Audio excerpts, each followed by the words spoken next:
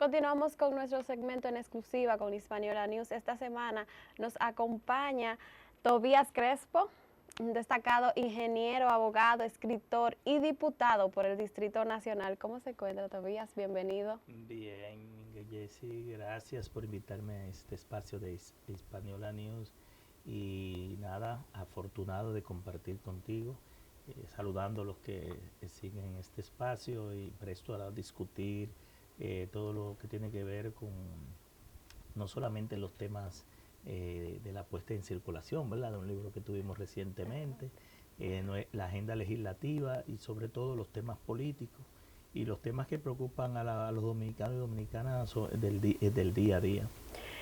Pero antes de entrar en materia, yo quisiera que usted nos hable un poquito sobre sus inicios en la política, porque hay personas que quizás no conocen. Usted es una persona polifacética, tiene bastante cosas interesantes. Ingeniero, hay pocas personas que saben que usted es ingeniero, aparte de abogado y escritor también. Y administrador de empresas y mercadólogo.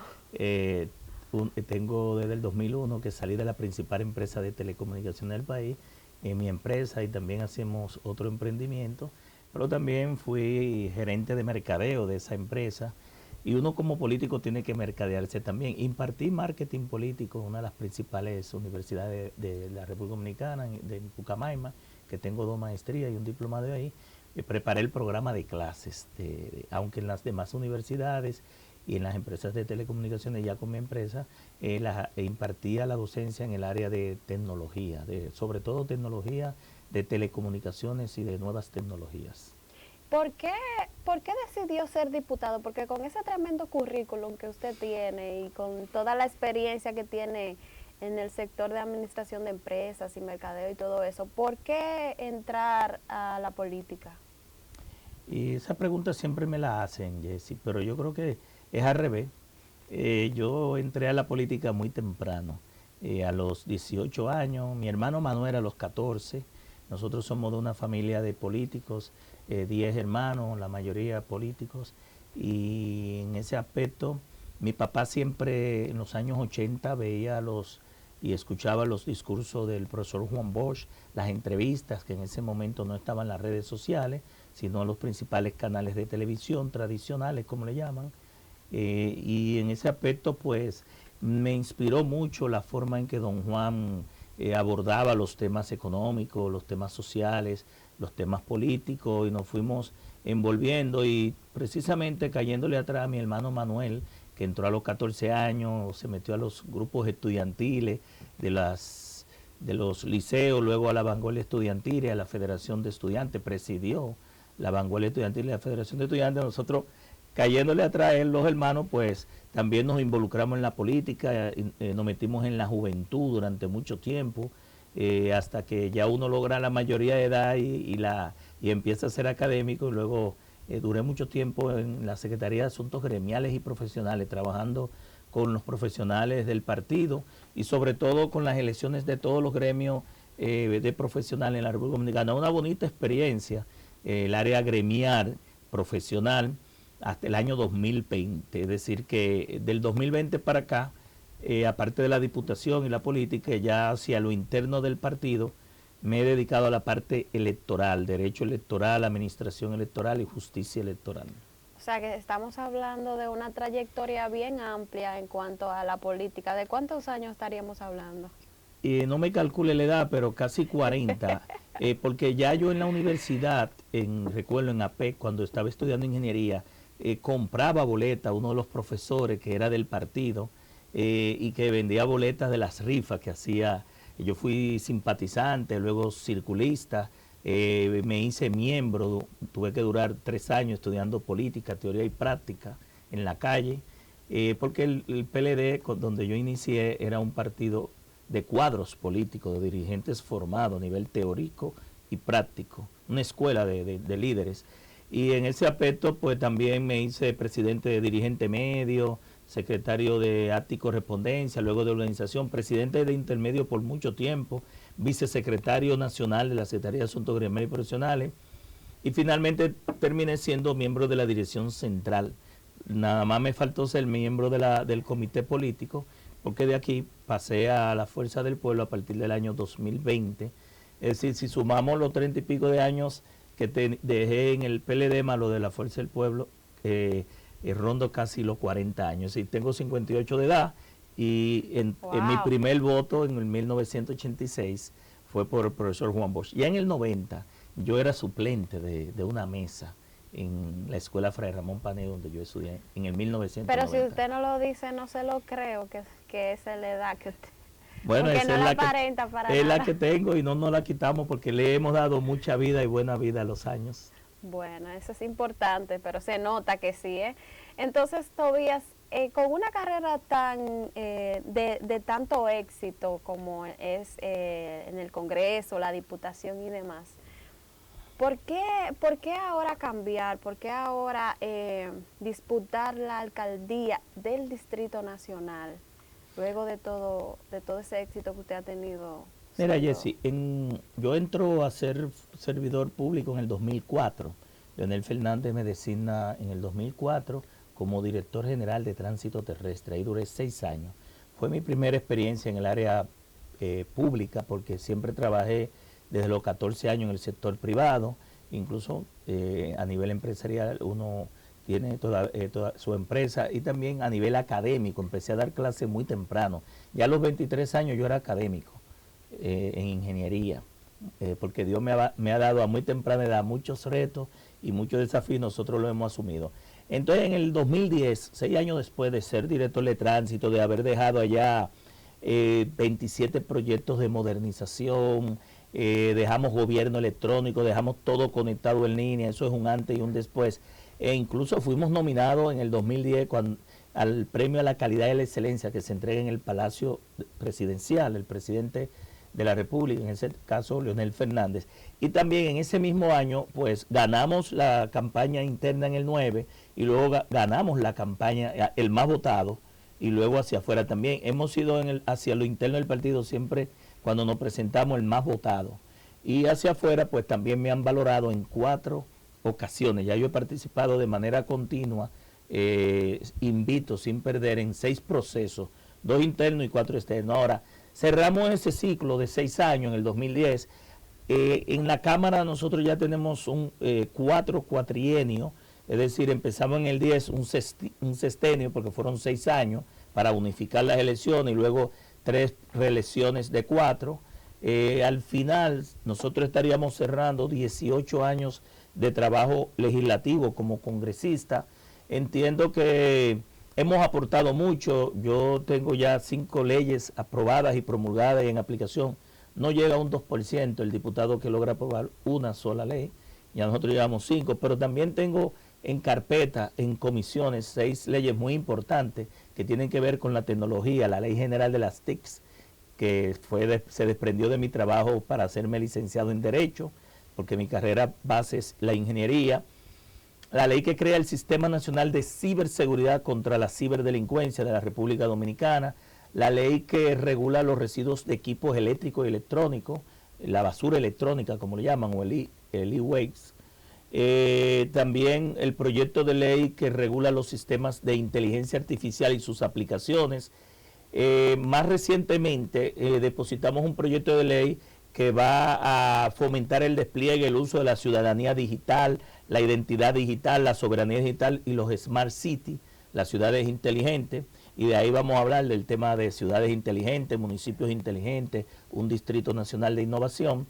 Y por último, estoy trabajando ya un sexto proyecto de privacidad y protección de datos para modificar la ley 172-13, que le llaman de habeas data.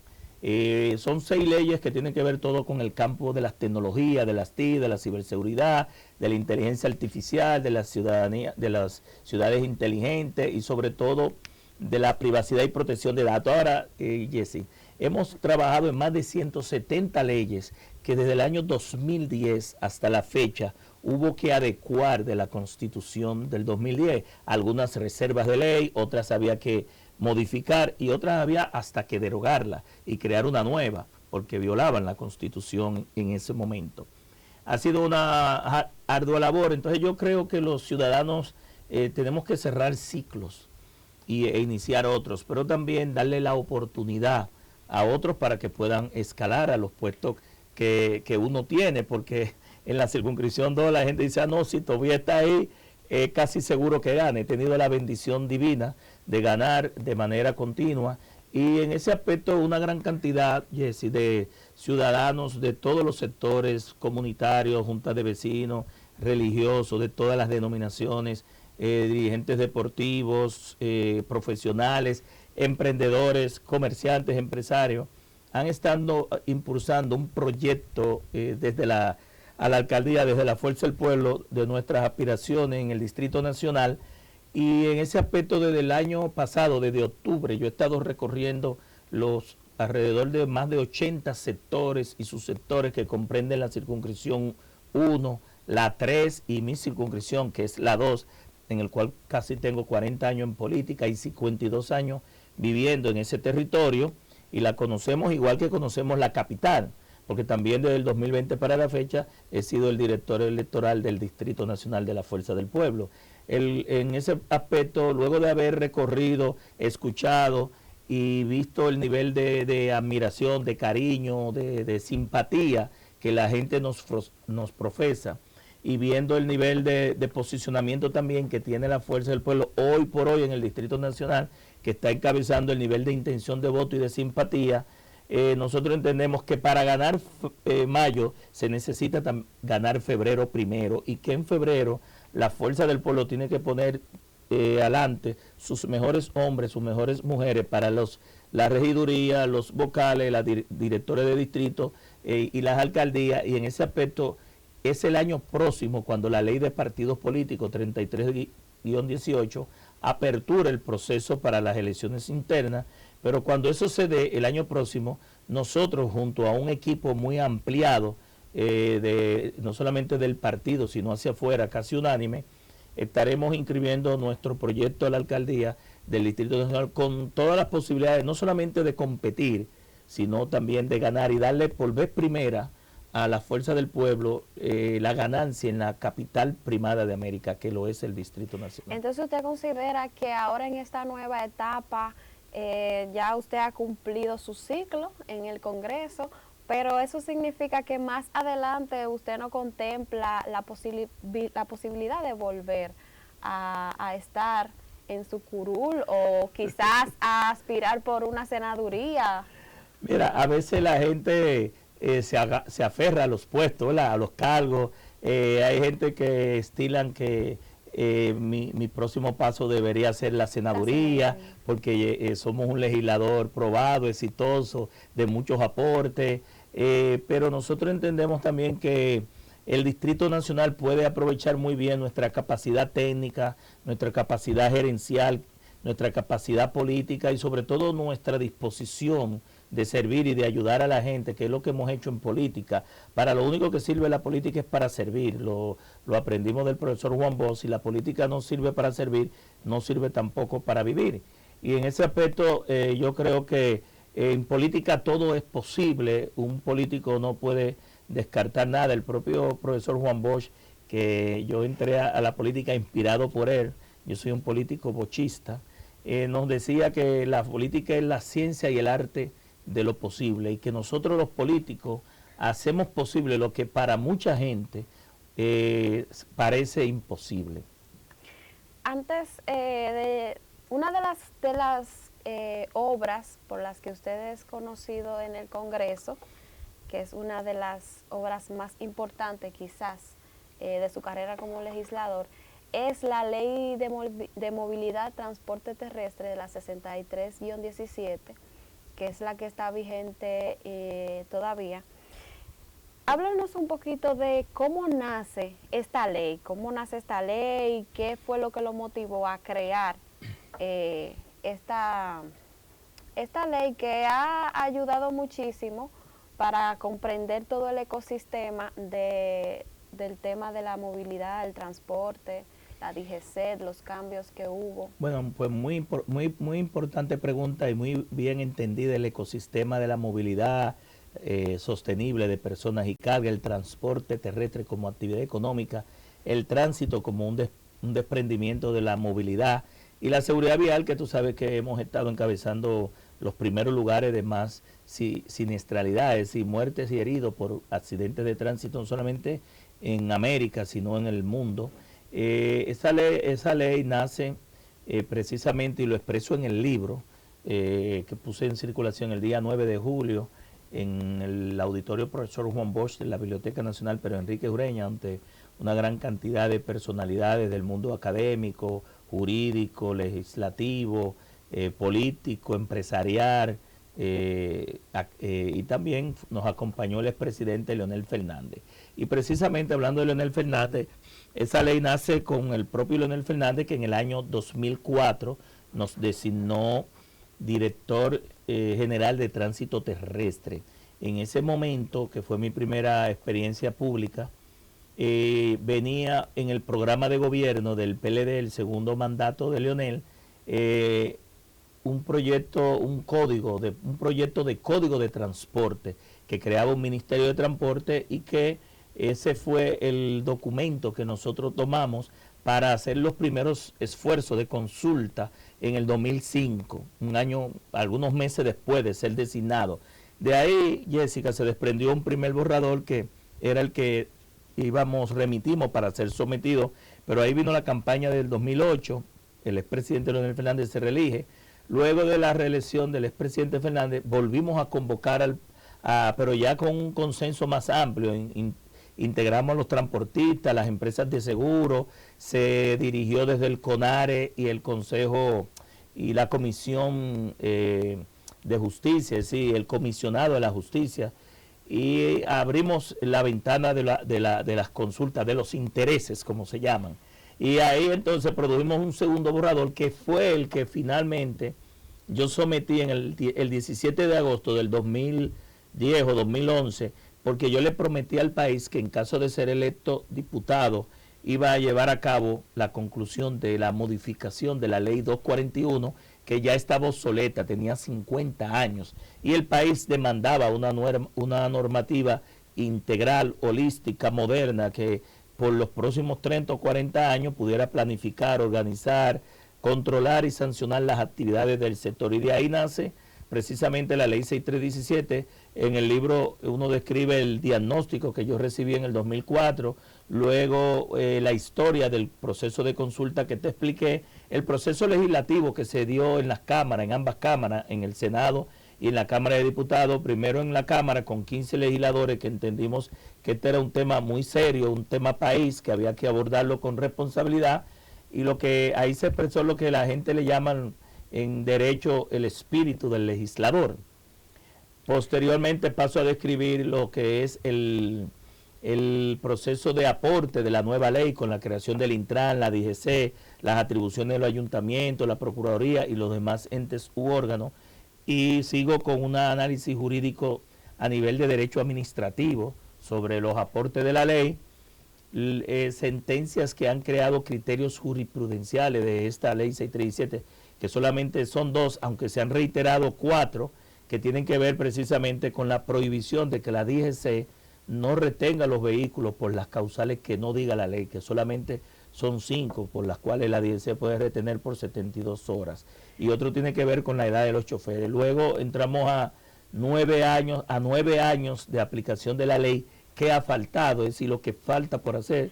Esa ley no llega ni siquiera a un 20% de aplicación. Por eso nosotros hemos estado un poco frustrados con el avance en su aplicación. Quiero preguntar, República Dominicana sigue entre los países con más muertes por accidentes de tránsito.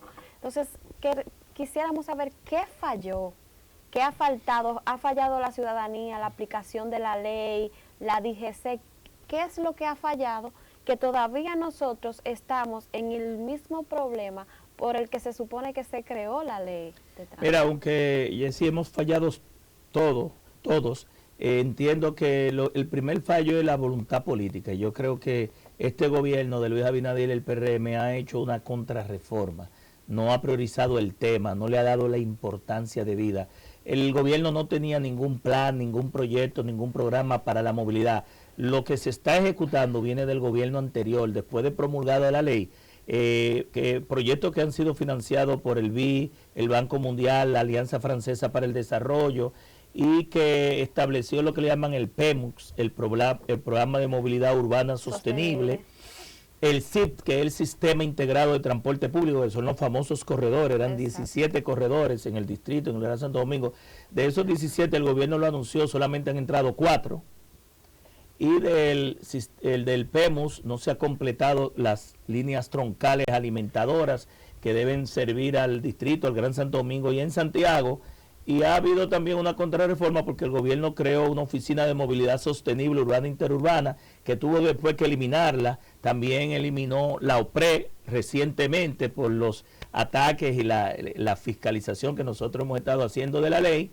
Y en definitiva yo creo que ha faltado recursos también, aparte de voluntad política. Pero ha faltado recursos cuando se han aprobado tantos préstamos y de hecho inclusive esta semana, con el fin de la legislatura, se aprobó un préstamo para el Intran de 200 millones de pesos, justamente. De dólares. De dólares, sí, 200 millones de dólares, justamente para este tema de la educación vial, para prevenir accidentes y un sinnúmero de cosas. Entonces se siguen aprobando préstamos para este tema de la aplicación de la ley. Pero yo troné y yo cogí un turno, no sé si tuviste mi turno, supuesto, te lo puedo enviar. Porque en definitiva en el 2020, 2021 se cogieron 250 millones de dólares del BI. Luego de la Alianza Francesa 250 más para lo mismo, seguridad vial y educación vial van 500.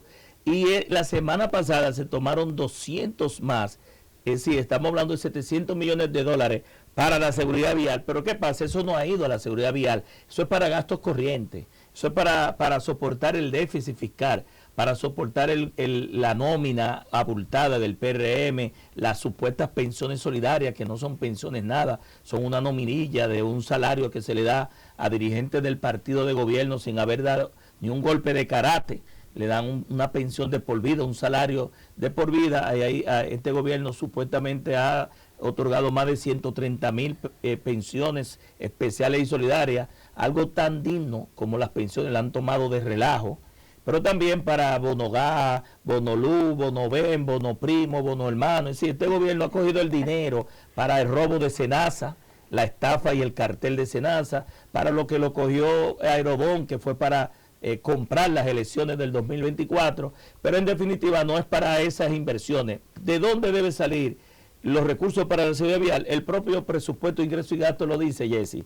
Primero, de los peajes, que el gobierno lo aumentó la mayoría de 60 a 100 y lo puso en doble vía, es decir, que lo aumentó de 60 a 200.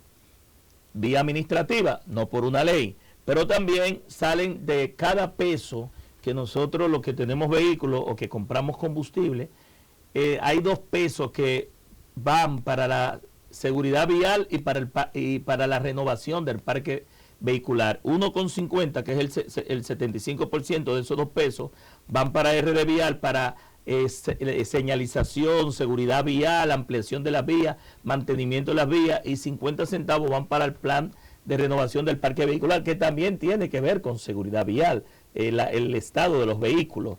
Y también el gobierno, todo lo que cobra los peajes, tanto los privados como los públicos, deben ir para la seguridad vial, para RD Vial. Adicionalmente, ahora el gobierno se ha inventado algo que se llama Parquéate RD, que fue un desprendimiento de Parquéate Bien, que lo está haciendo Hostos Ricí de RD Vial, y que yo he expresado que es ilegal. Se te llevan el vehículo, te cobran 5,000 pesos, de los cuales eso viola la ley, porque la ley dice que por un estacionamiento incorrecto solamente es una multa simple, que es 1,000 pesos, más los puntos en el sistema de conducir por puntos, que son 3 puntos que se te disminuyen, y ellos están cobrando 5,000, los otros 4,000 va a una empresa privada, a un fideicomiso, que no invirtió nada en la vía, ni en la señalización, ni en el mantenimiento, ni en la construcción de la vía, y es un negocio, supuestamente para la grúa, para el pago de la grúa, y para una póliza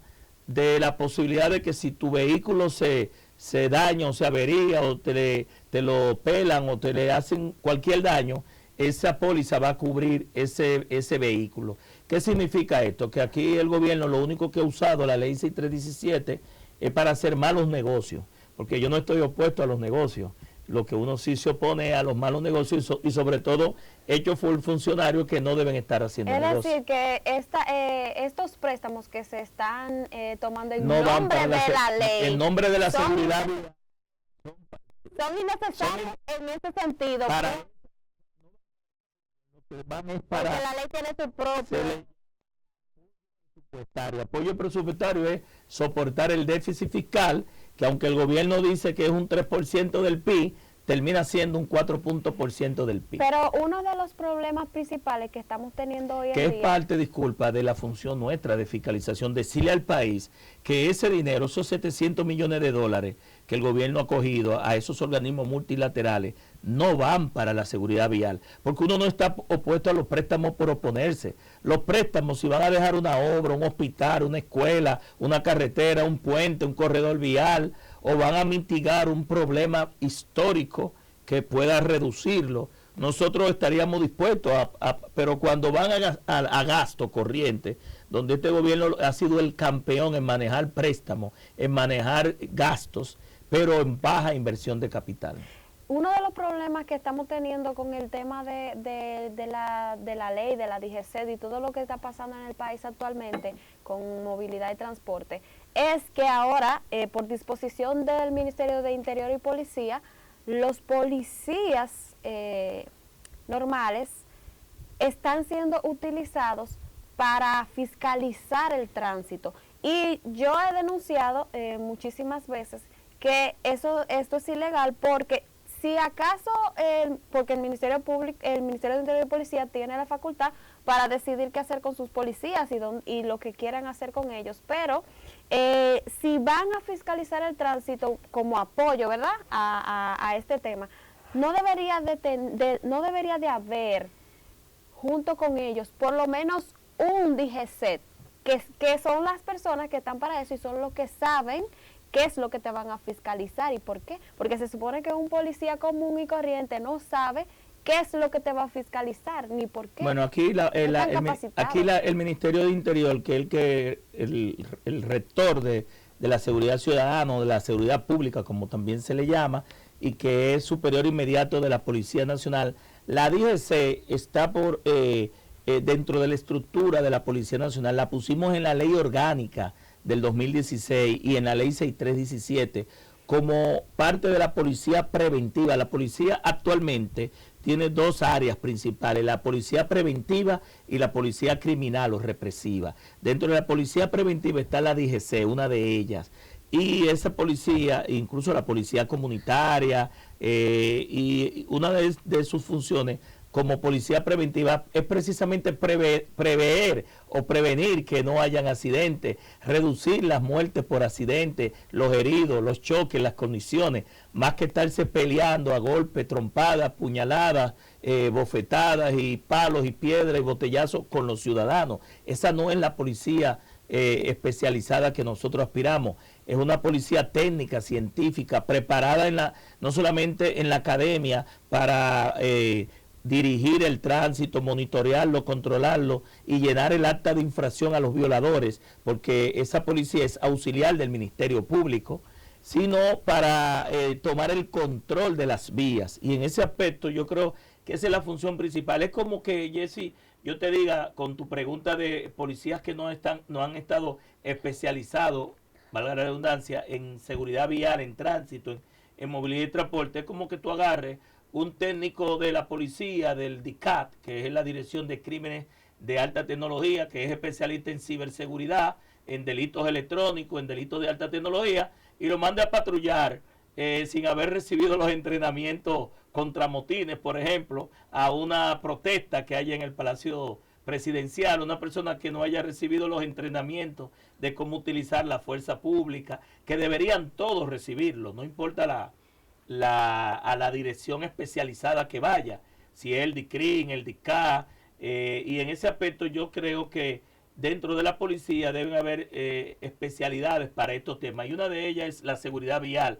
La seguridad vial es parte de la seguridad ciudadana y en ese sentido yo creo que son los agentes de la DGC por mandato de la propia ley orgánica de la policía y por la propia ley 637 que están investidos por la ley para dirigir, controlar, fiscalizar el tránsito. Ahora, que los policías que no son DGC puedan hacerlo, son policías, no te puedo decir que no lo vayan a hacer. Ahora, lo harán correctamente, están preparados, saben el protocolo de abordaje, saben cómo detenerlo. Pero ¿por qué los utilizan? ¿Por qué utilizar un policía preventivo como para darle funciones de una DGC? Es que no hay suficiente DGC, porque si no hay suficiente DGC, entonces lo ideal sería ampliar, ¿verdad? Las filas de la DGC para que haya más personas preparadas en ese sentido y no quizá utilizar personal de policía preventivo que no están capacitados. Mira, según las últimas informaciones que yo tenía, hay alrededor de 2.700 agentes de la DGC dentro de los casi 30 y pico mil, 40.000 agentes que hay de la Policía Nacional.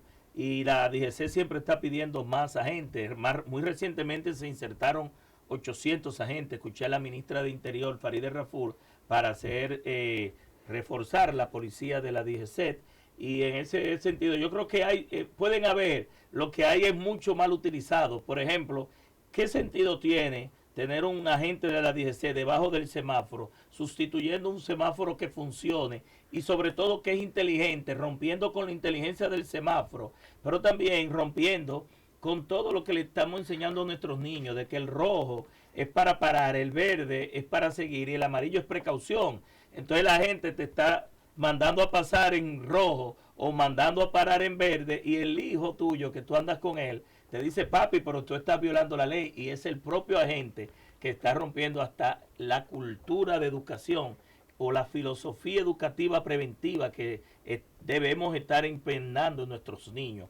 El agente debajo de los semáforos solamente se necesita si va a pasar el presidente de la República, si hay un choque, un nivel de conflicto, una protesta, una caravana, cualquier situación que pueda permitir que en un momento es que la gente entre y luego se va. Porque si el semáforo está funcionando, ¿para qué tener el policía? O desmontemos todos los semáforos, desinstalemos los semáforos y dejemos la ciudad sin semáforo. Los policías de la DGC solamente se justifican antes del semáforo, si van a utilizarlo, porque también hay cámaras que pueden poner la multa por fotomultas o por fotocámara, para hacer cumplir la línea de stop y el paso de cebra, el paso de peatón, o después del semáforo, por si la gente se va en luz roja, pero nunca debajo de un semáforo sustituyendo. A mí me ha ocurrido, no sé si a ti, que un agente me dice que me pare y el otro agente me dice que pase, y uno le pregunta: ¿y a quién le creo? Y entonces el de atrás tocándote bocina para pasarte volante por arriba. Eso se produce generalmente en intersecciones muy amplias, como son la Churchill con 27 de febrero o Churchill con Tiradentes, con Lincoln, que hay 10 carriles en la 27 y 8 carriles en la Churchill o en la Lincoln. Y en ese sentido, eso lleva incluso hasta confusión. Y esa confusión puede producir un accidente. Sí, o sea que esto desnaturaliza la ley completamente. Desnaturaliza la ley, la función del semáforo como dispositivo de control de tráfico, la función de la agente de la DGC, porque exacto, yo creo que hay muchos agentes, lo que son es mal utilizados. Bueno, Tobías, esta era precisamente una de nuestras últimas preguntas, que ya queda respondida porque usted es muy proactivo siempre con su pronunciamiento. Bueno, ese es uno de los temas más importantes de la ley, porque realmente si tenemos la DGCET y se quejan de que son insuficientes y utilizan a los policías, entonces lo tienen debajo de un semáforo que está funcionando perfectamente, y que, dicho sea de paso, la gente siempre denuncia que cuando hay una ambulancia o cuando hay una emergencia, ellos no están o no funcionan o no hacen su rol. Ahí sí debería entonces tener un DGC para que maneje. Mucha gente dice que cuando se va la luz no están y se van. Exactamente. Cuando se necesita no están ahí. Pero yo te voy a decir lo siguiente. Sí. Nosotros tenemos 6 millones de vehículos supuestamente, mal contados porque hay un subregistro, son menos de ahí, porque nunca se le da de baja. ¿Tú te imaginas que nosotros tuviésemos 4 millones de vehículos en realidad, reales, circulando? nosotros no necesitamos 4 millones de agentes en la DGC para que nos esté cayendo atrás a cada uno de nosotros. Para eso existen las cámaras, pero también para eso existe la ley para cumplirla. Si cada uno de nosotros cumpliéramos con la ley y la misma DGC cumpliera con la ley, la cantidad de agentes fueran mínimas. Hay países que tú no ves agentes de tráfico en la calle y se controlan por dos cosas: por tecnología y segundo, porque la gente cumple la ley. Entonces la tecnología nada más está para cuando falla o hay una violación, pero tú no ves un agente debajo del semáforo en la mayoría de los países donde un semáforo está funcionando, o solicitar tantos agentes que tú tengas un agente por cada conductor. Y ya para finalizar, respecto a este tema del tránsito, el asunto que está sucediendo con los motoristas y los problemas que han generado últimamente los motoristas de que pelean con las personas, los persiguen, dicen que son carteles organizados de delincuentes que persiguen a las personas que ni siquiera los han chocado y se autolesionan o dicen que le hicieron algo para perseguir a las personas y quererles quitar dinero. Entonces, últimamente esa es una de las razones por las que han puesto a la policía preventiva en retenes, en las comunidades y en calles muy transitadas para supuestamente evitar esto, pero entonces siguen ocurriendo en otros lugares donde no hay quien lo fiscalice, donde no hay quien le dé seguimiento, y todos los días vemos en los medios de comunicación los atropellos que cometen diarios, sobre todo contra mujeres. ¿Qué contempla la ley con este tema de los motoristas que no se está haciendo o que no? Mira, ya este comportamiento ya ni siquiera es de la ley 6317. Esto es un tema de orden público, es un tema del organismo de inteligencia del Estado, es un tema que el gobierno, por no abordar el tema de manera responsable y seria, porque hay un costo político en esto, lo ha llevado a este nivel de violencia. Nosotros, Jesse, incluso fuimos los que advertimos el problema en la Cámara de Diputados. Creamos una mesa técnica, no sé si lo recordará, la Comisión de Movilidad y Transporte, y nosotros llamamos a la ministra de Interior, al director del DNI y a los organismos de inteligencia del Estado que se introdujeran en ese sector para ver qué es lo que estaba pasando, si habían carteles, porque el nivel de violencia con lo que estaban actuando no eran padres de familia, no eran trabajadores, son personas delincuentes, no todos, ¿verdad? Los que se dedican a esa tarea, que le están creando una mala imagen a los que son realmente personas que se trabajan a ganarse el pan de la vida con el mototaxi, con los delivery, con la mensajería, y que utilizan la motocicleta para conducirse a nivel particular. Entonces había que investigar de manera muy profunda qué es lo que está ocurriendo. También hay algunos dirigentes de motoconcho que en el chaleco detrás han estado promoviendo una cultura de violencia, y lo digo de manera muy responsable. Fenamoto tenía en los chalecos, ya mandó a quitarlo, una consigna violenta que decía: un golpe a uno es un golpe a todos. ¿Y quién es ese dirigente? Es aliado del gobierno y de uno de los principales dirigentes del transporte y senador de la República y gran dirigente del transporte. Entonces es el propio gobierno que está permitiendo que esta situación se dé. Yo creo que aquí ha habido una irresponsabilidad con ese tema.